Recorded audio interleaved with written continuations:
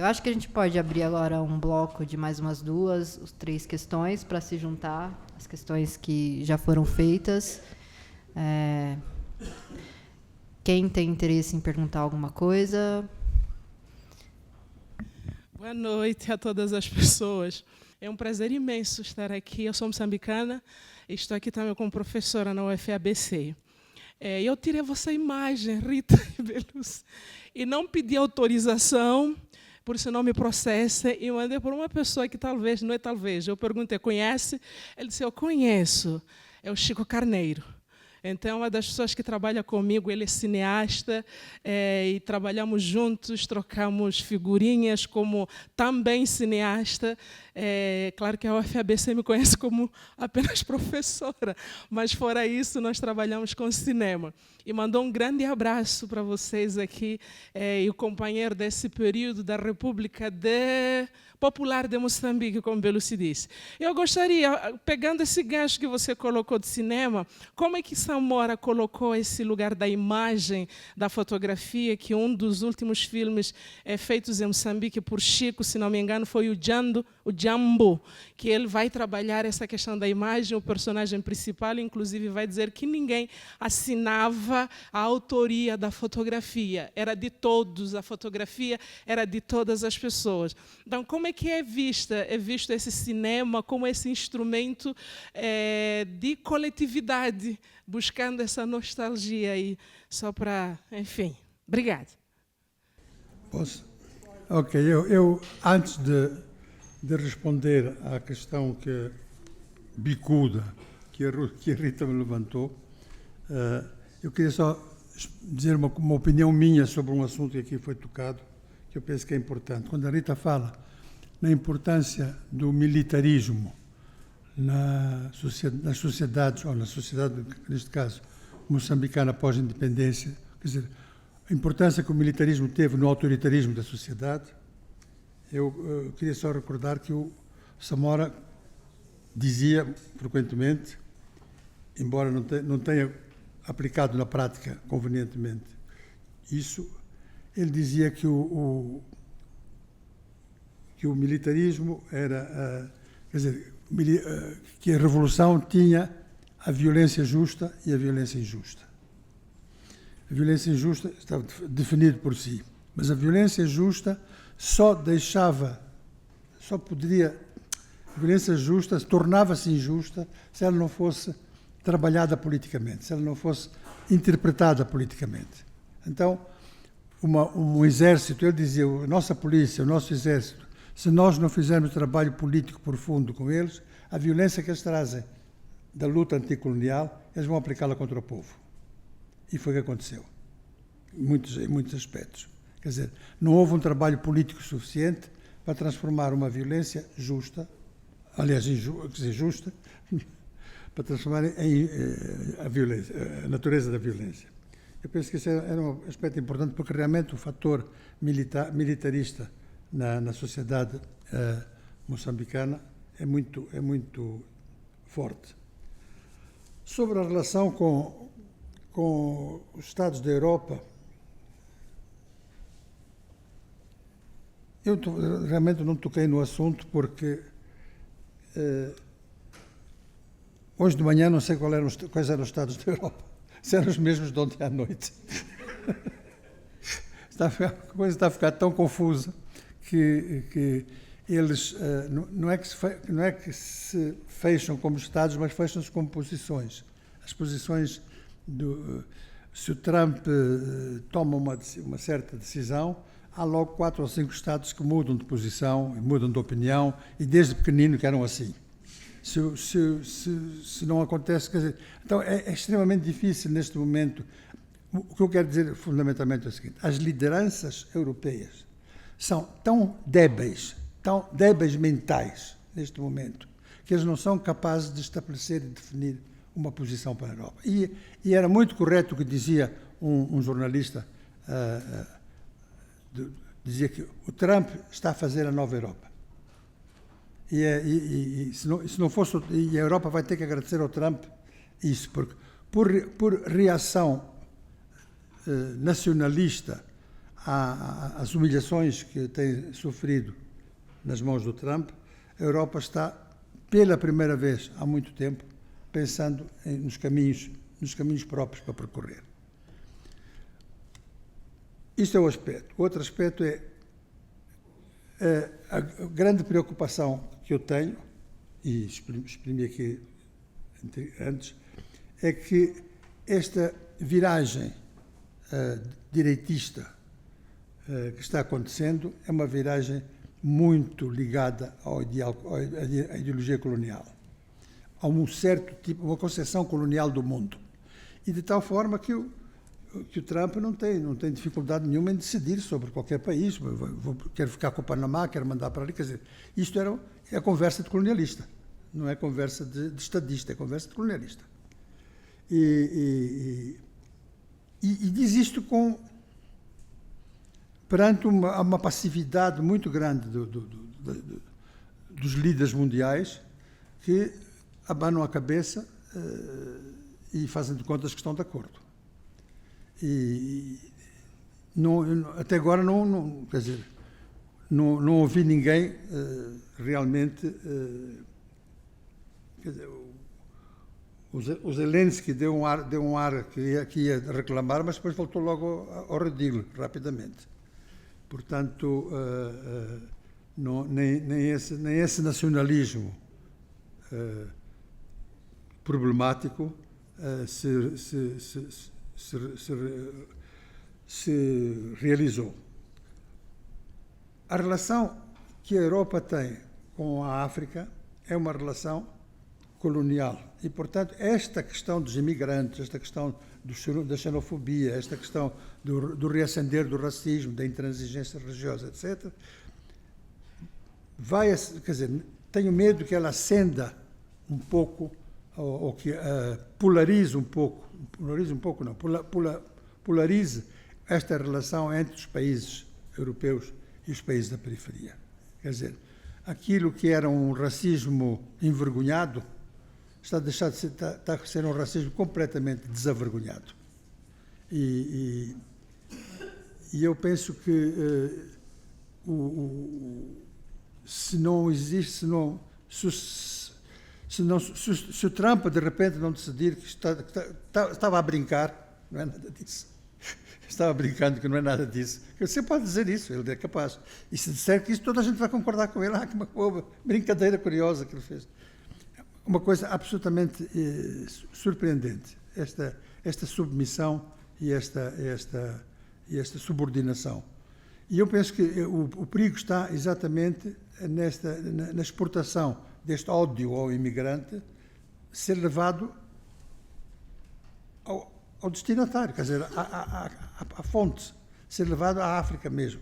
E, de novo, se levantar o problema da dominação direta desses países, como está tentando o Trump fazer no Panamá, e ele fala no Canadá, quer ocupar o Canadá, a Groenlândia, quer dizer, são discursos absolutamente coloniais, absolutamente insanos, mas a insanidade está pegando fogo, porque não aparece uma voz autoritária e violenta a se opor a esta insanidade.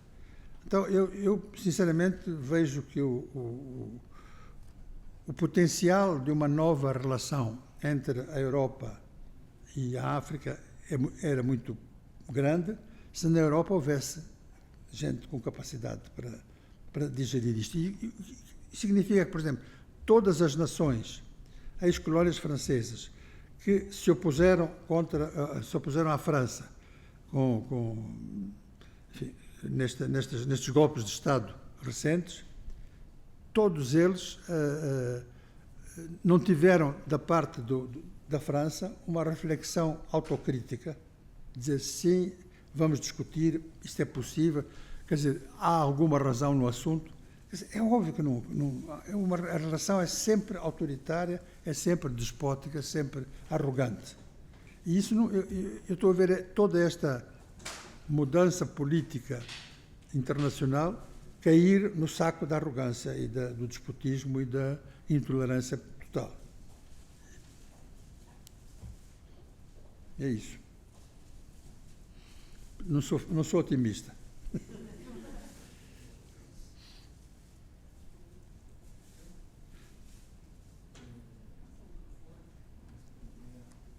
Por outro lado, deixa-me só dizer uma coisa, Belos, deixa-me só dizer uma coisa, para não ficar em dúvida. Por outro lado, há duas coisas que eu queria dizer na realidade. Uma coisa é que eu sou muito otimista, porque eu acredito que a radicalização das contradições leva a uma transformação. Há uma transformação da realidade. E estou vendo que estamos caminhando para uma radicalização que cada vez põe maiores contradições na sociedade. A outra coisa que eu queria dizer é que eu sou muito feliz de ter participado em duas revoluções, das quais ganhei uma e perdi outra. Ganhei a Revolução Nacional, porque ajudei o meu país a ficar independente, e perdi a Revolução Social, porque não ajudei o meu país a se libertar do capitalismo.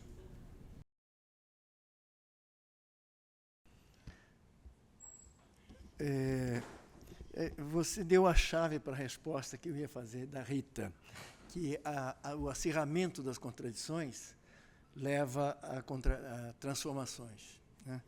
E dentro desse quadro, quer dizer, aquilo que eu posso prever, né, usando a bola de cristal que a gente tem, eu deixei agora lá no Rio, mas tenho uma, duas alternativas para a África.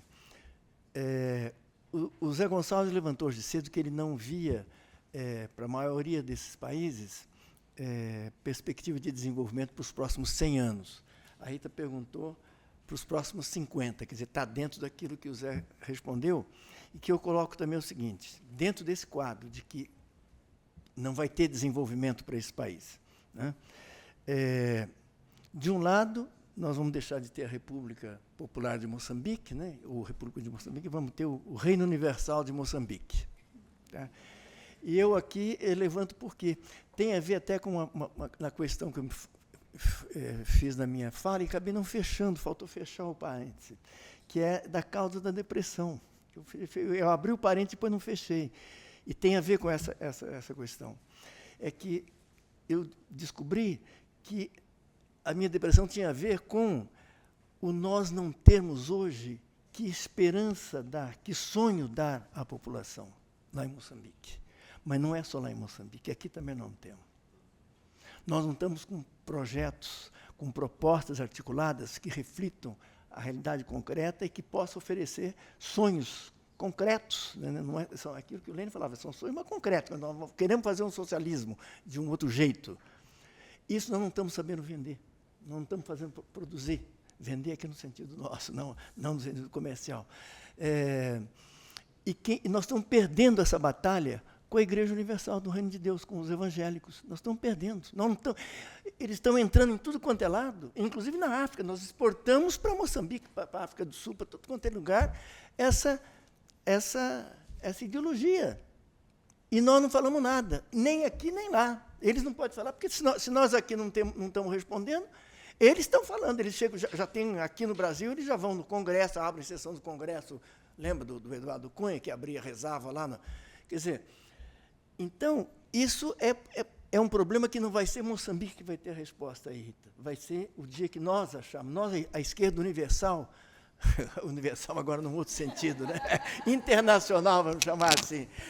Aí tem que a esquerda internacional encontrar esse diálogo. Nós estamos recuando frente ao avanço do capital. Nós estamos numa fase de recuo muito grande, estamos sem discurso, não é só aquele enfrentamento físico. Na época da guerrilha, às vezes você recuava, mas o discurso você tinha bom. A correlação de força momentânea que fazia você recuar, mas você sabia o que você queria e chegava lá. Hoje nós estamos sem esse discurso, e mais, não estamos fazendo o trabalho ideológico, aquele que o Samora o tempo inteiro falava que era ele que ia garantir a vitória. Esse trabalho a Frelimo deixou de fazer e, por isso, não tem mais resposta para dar para essas igrejas e essa mentalidade. Até porque, na medida que o neoliberalismo entrou, eles não se falam mais em processo de industrialização para esses países, né? Você não precisa de indústria, para que ter ciência? Não precisa ter ciência, voltam às tradições, e aí vem o misticismo, vem tudo aquilo que que se aflora dentro da tradição. Mas, junto com a tradição, vem uma série de coisas boas, é verdade, mas vem também uma série de coisas que não são boas. Uma delas eu posso dizer que é a excisão feminina. Se há alguma mulher aqui no Brasil que concorda com a excisão feminina, que na África faz-se, e faz parte da tradição. Então, não podemos defender a tradição, colocar o desenvolvimento do lado e a tradição do outro. Vamos, tá? Enfim, são coisas um pouco mais complexas do que apenas dizer sim ou não. A outra alternativa, portanto, se a gente perder esse discurso, o risco é que eles vão crescer muito. E pode durar aí, sim, 50 ou 100 anos. A outra é que eu chamo de globalismo. É uma mistura de globalismo com colonialismo, que é, e ao mesmo tempo, é um sotaque chinês, globalismo, né? Globalismo, que é uma brincadeira, mas é um jogo de palavras, mas que eu concordo com o Rubilson, que disse de manhã de que o que a China faz na África é diferente do que o colonialismo fez. Completamente diferente, concordo plenamente. Mas ela está investindo muito em África. Muito. E quem está investindo muito pode não ter bases militares ainda, mas pode fazer. Facilmente. Ela está construindo portos, quer dizer, ela pode vir a fazer. Isso não está fora já se discute bastante. Então, é uma possibilidade, se ela se torna, de fato, a primeira potência, brevemente será, ela pode dominar alguns países, né, e criar aí um chamado globalismo. Como é que vai ser? Também não sei, não tenho os mecanismos direito, sei que não é igual. O que ela faz hoje é bem melhor do que fazia o colonialismo. Isso dá para se perceber. Mas está investindo capital, e quem investe mais capital quer retorno. Isso aí está lá nos clássicos, né? Isso tudo dentro de um processo que seria o tecnofeudalismo, também já bastante estudado pelos franceses, sobretudo, né, que você vai ter esse capital que é dominado pelas tecnologias modernas, aí, das internets, das redes, etc. E depois você tem feudos, né, potentes, e o resto fica de fora, vai ficar circulando de fora, aí, entre os quais que pode ficar 50 anos ou 100 anos aí. Isso são possibilidades. Agora, isso é mais na fase da brincadeira, porque, no fundo, eu concordo muito com o Zé. A contradição, o acirramento da contradição, e ela é muito rápida. Ela é muito rápida porque a velocidade de acumulação do capital está sendo muito grande. Se o Zé levantou aqui, o Império Romano durou 7 séculos, né? Tal, mas, hoje em dia, a velocidade de ganho é tão rápido, e isso aí faz com que as contradições também se acirram mais rapidamente. E, portanto, as soluções poderão vir. Como eu não sei, pode não ser muito boa, mas pode ser melhor do que uma guerra nuclear que também está se falando aí hoje em dia, né? Então, eu não vejo com bons olhos o futuro imediato da África, mas, eu até já escrevi isso aqui uma vez, o imprevisível pode nos surpreender. As coisas acontecem nas classes que a gente não sabe. Potencial lá tem muita terra, tem muitas riquezas naturais, tem muita gente fantástica na África, né? Mas os nossos países, né, os nossos africanos, estão vivendo um momento com essas novas tecnologias aí, bastante com um cutelo na cabeça muito grande, muito grande. E não quer dizer que alguns moçambicanos, já que nós estamos falando de Moçambique, não possam ganhar muito dinheiro dentro desse processo. Pode ser sócio de grandes... Não, o Zé não vai ser, não.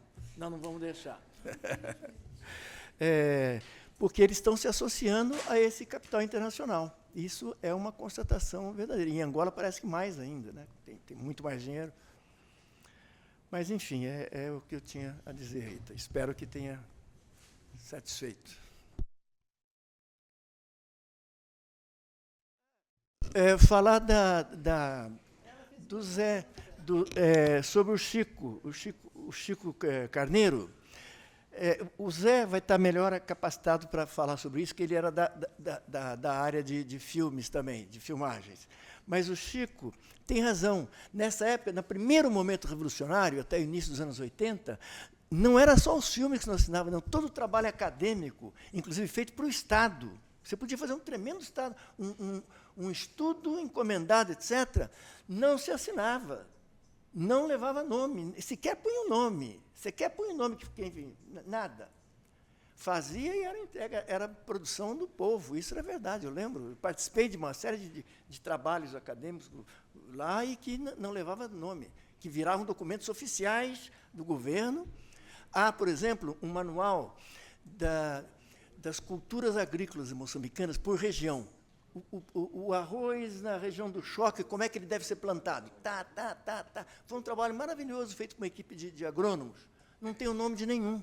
E foi distribuído pelo Ministério da Agricultura para o país inteiro e tal. Isso é verdade. Depois eles mudaram essa concepção, elas viram que era necessário ter uma autoria, aí então passou-se a assinar. Mas foi no primeiro momento, era se o teu salário é do povo, o produto do que você fez também é do povo. Essa era a ideia. Bom, Walter, digeriu?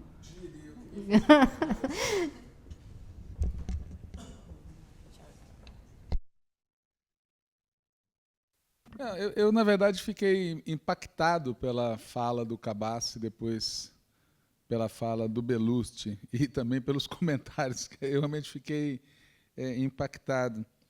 E eu não sei se é pelo horário, pelo cansaço, pouca gente fez, acho que uma pessoa, na verdade, falou, e isso pode passar a impressão para quem está com o papel de falar aqui para a nossa mesa, que a recepção do que eles falaram não foi forte. Para mim, foi muito forte.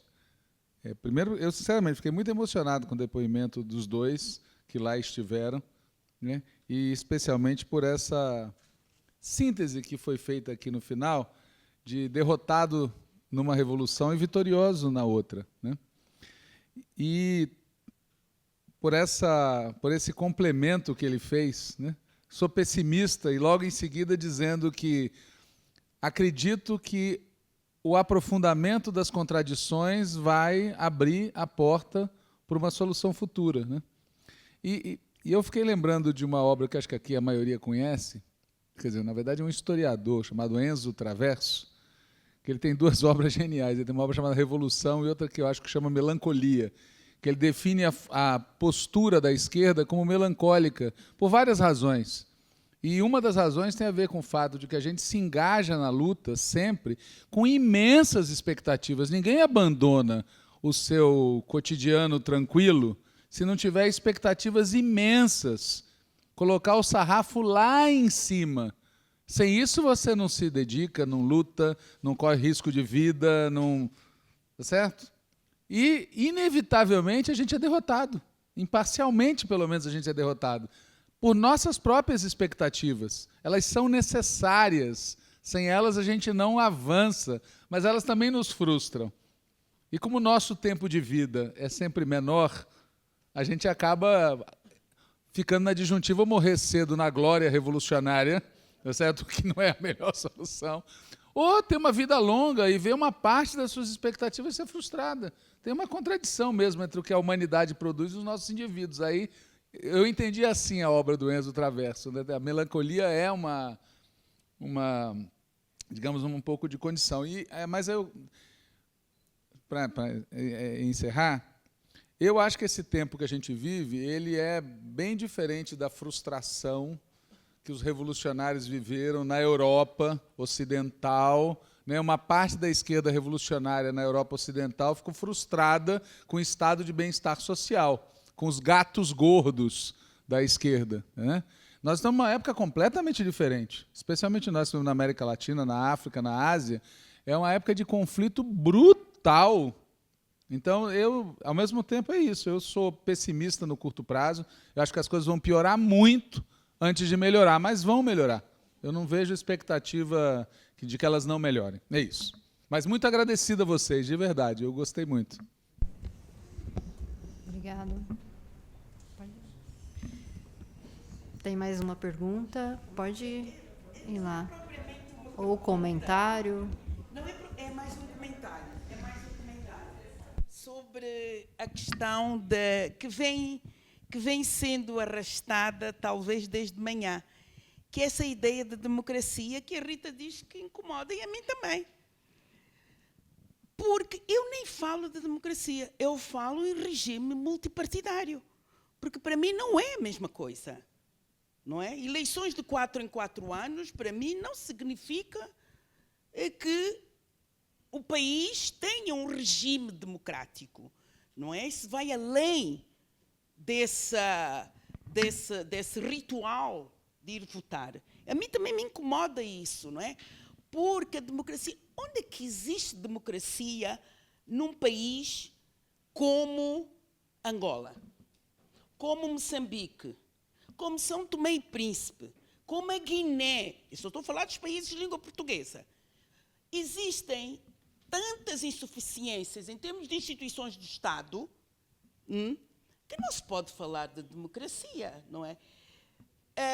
Por exemplo, eu tenho um amigo que, neste momento, em Angola, existem mais universidades com alguma, não só a Agostinete e a Católica. Eu acho que a Metodista é razoável, acho que a Oscar Ribas também. E eu tenho um amigo que tem um problema em Angola que é uma coisa surrealista. O reitor não gosta dele e simplesmente ele não é professor. E eu pergunto, como? E ele diz-me assim, opá, tu já saíste daqui há muito tempo. Como? Como sendo. Como sendo. Ora, eu não estou a dizer que Portugal é o exemplo de democracia, mas eu tive problemas na Faculdade de Letras da Universidade de Lisboa. Eu fui para os tribunais. Eu levei o caso aos tribunais e ganhei. Quer dizer, podia não ter vencido, não é? A contenda. Mas ganhei. Isto é possível, portanto, em regimes realmente democráticos, eu fazer o que fiz. E o coisa da universidade não me podia fazer absolutamente nada. Absolutamente nada. Eu continuo lá a pisar o chão com muita força e a olhar todo mundo de frente, a olhar para quê? Para o catedrático que eu pus no tribunal. Olá, a inocência, olá.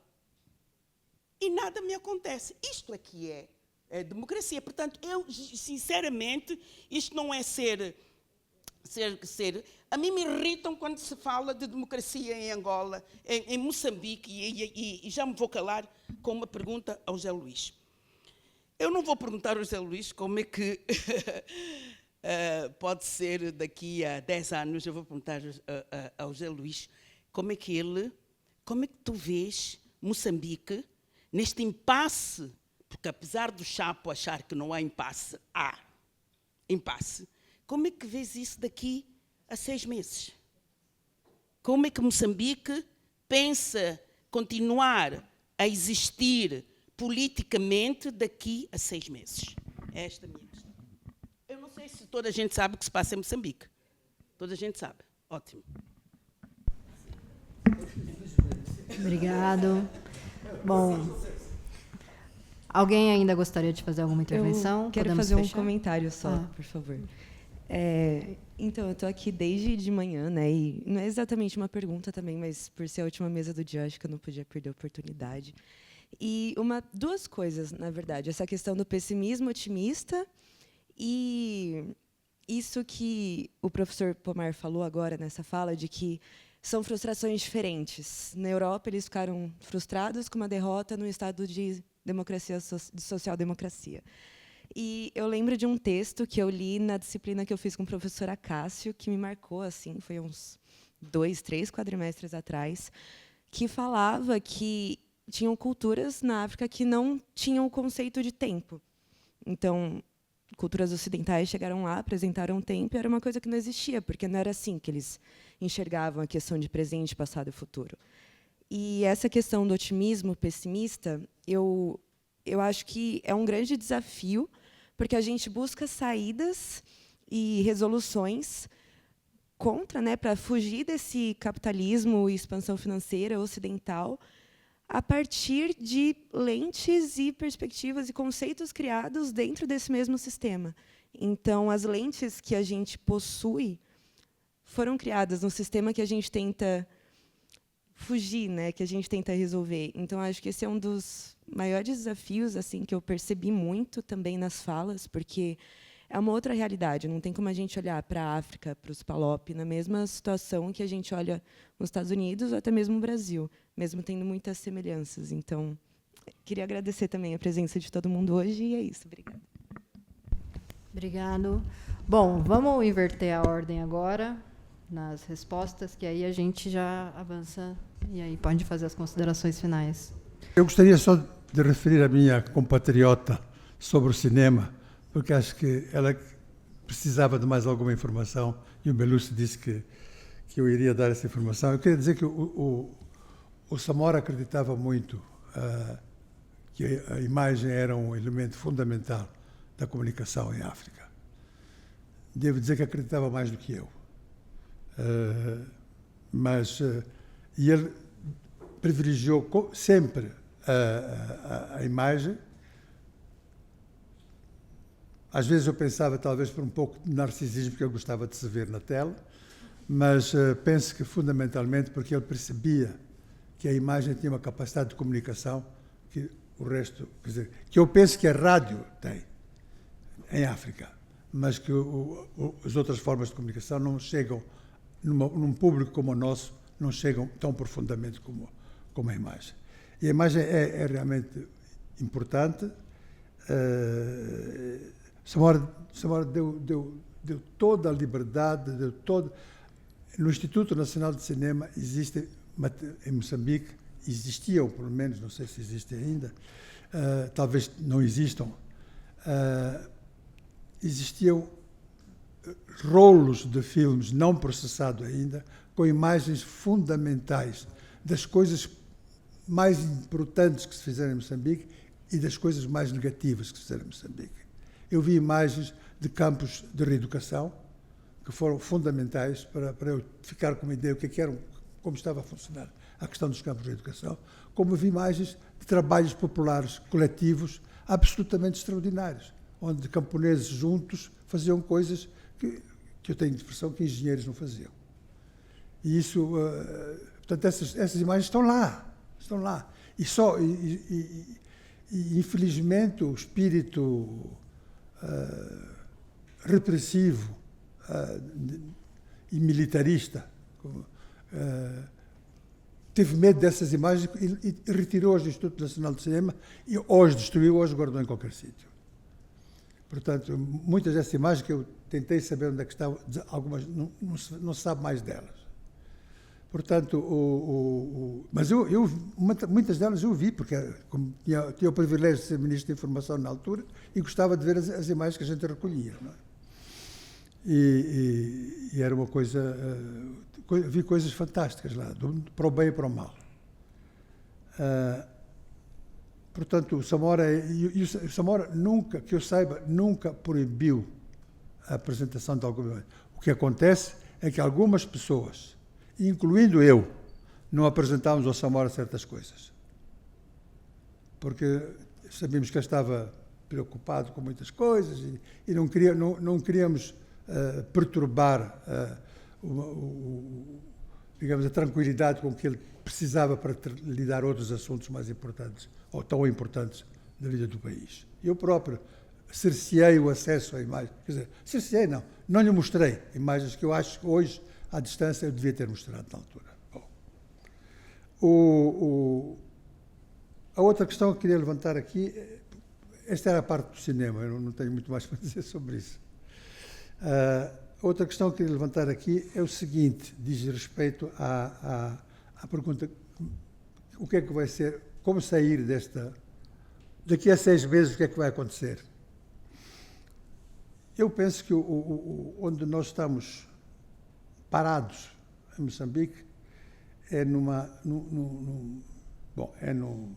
impasse, um diálogo de surdos, mas um diálogo de surdos que tem uma característica muito particular. É que os quer dizer, os chapos da vida não têm nada para dizer. Portanto, dizem pouco porque não têm nada para dizer. Está esgotado. A Frelimo esgotou-se nos anos 1990, como disse aqui o Belucci, a Frelimo esgotou o que tinha para dizer de construtivo e passou a administrar uma máquina estatal em benefício próprio, não em benefício da população. Mas os jovens hoje também não têm nada para dizer, isso é que me angustia. Que eu vejo estes jovens na rua a morrer, a gritar, mas não têm conteúdo nenhum. Justiça eleitoral. O que quer dizer justiça eleitoral? Expliquem o que é justiça eleitoral. Como reivindicação concreta. Democracia. O que quer dizer democracia? Expliquem como reivindicação concreta. Quer dizer, não há nenhuma proposta concreta. Há uma raiva incontida, justa. Há uma vontade muito grande de melhorar a vida, mas ninguém sabe como melhorar a vida. Não aparecem propostas concretas. E isso me choca porque, na nossa geração, a gente tinha propostas, algumas erradas, não estou a discutir, mas tínhamos propostas para tudo. Quer dizer, a gente pensava uma coisa e tinha proposta. Vamos para ali, vamos para aqui, tá. E agora este vazio me assusta. Então, este vazio, de um lado, e a incapacidade de falar do outro, põe-me um problema muito grave. Eu não sei realmente como nós vamos sair. Não estou a tentar esconder um problema, estou a tentar pôr o problema com as tripas de fora, como se costuma dizer. E não consigo entender mais do que isso. Eu queria só fazer aqui um pequeno comentário. Nossa colega ali que disse que em África há culturas que não têm a noção do tempo. E eu queria dizer só que houve, num certo momento, que tinha uma noção do tempo diferente daquele que é a nossa noção do tempo, é ocidental. Mas, neste momento, com o celular, com a penetração dos mecanismos capitalistas na sociedade africana, que vão até ao fim, já não existe África profunda. Existe a África onde, na África profunda, vamos encontrar o celular, vamos encontrar a comunicação, vamos encontrar as pessoas ativas na comunicação, em mecanismos modernos de comunicação. Portanto, eu hoje não acredito que uma pessoa tenha um aparelho de celular nas mãos, mesmo lá nos confins do Congo, que era a imagem que havia das trevas, que não saiba para que é que serve aquilo e como é que ele se pode relacionar com aquilo, que benefícios ele pode tirar para a sua vida daquele instrumento. Porque uma das características fundamentais em África é que a África sempre se apropriou das novidades da forma melhor, na minha opinião, que se deveria apropriar, perdendo talvez algumas corridas tecnológicas, mas sempre se apropriou da utilidade que aquilo pode ter para a sua vida. E a última coisa que eu queria dizer aqui só, porque a este propósito, é o seguinte: eu estava em Maputo, há 1 ano e meio, 2 anos atrás, estava passeando lá na Cidade Baixa, ainda havia Cidade Baixa, ainda não havia esta confusão toda, e vejo ali à frente de um café que se chama Continental, que é no centro mesmo da cidade, vejo um pano lindo no chão, com milhares não digo, mas centenas de peçazinhas pequeninas. E eu parei a perguntar, sei lá, o que é isso? São peças de celular, de telefone celular, telemóvel. Lá a gente diz celular, mas telemóvel. E eu disse, mas para que é que serve isto? Não, é que as pessoas vêm cá comprar para arranjar o telemóvel dele. Nos Estados Unidos da América, eu desafio um americano que saiba arranjar o celular dele. Um americano. Compram todos um novo. Não precisam de arranjar celular. Mas este tipo de ciência, este tipo de técnica, existe em África e as pessoas produzem coisas. Isto é um exemplo, não vão produzir agora celulares em África, mas produzem coisas. E isto é uma... Porquê? Porque há necessidade a necessidade provoca esta necessidade de aprendizagem e de controle dos meios com que as pessoas estão.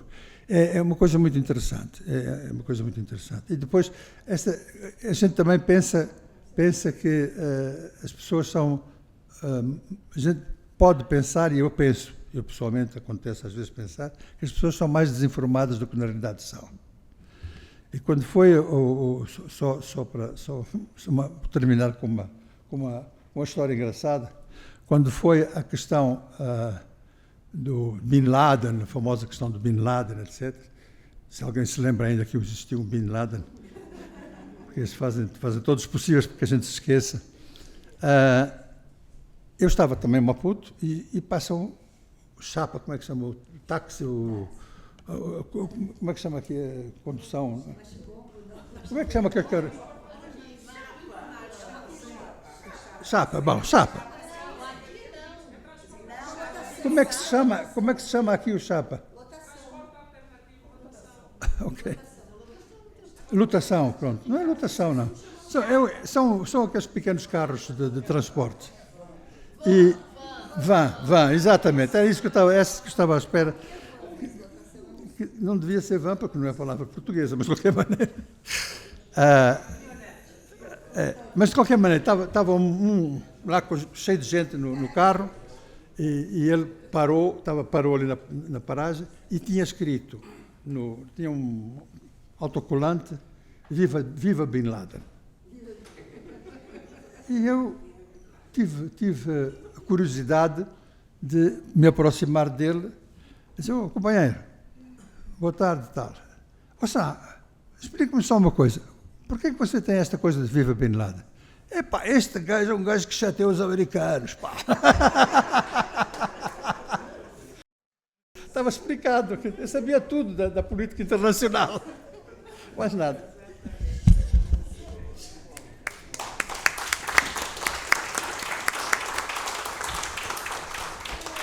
Bom, queria agradecer pela mesa, agradecer a José Luiz, a Rita, ao Belucci, por compartilhar com a gente, né, os conhecimentos, as experiências. Foi uma mesa bastante rica. Amanhã de manhã voltamos, a partir das 10 horas, com a mesa sobre Cabo Verde. Então, aguardamos todos e todas. Muito obrigado pela presença.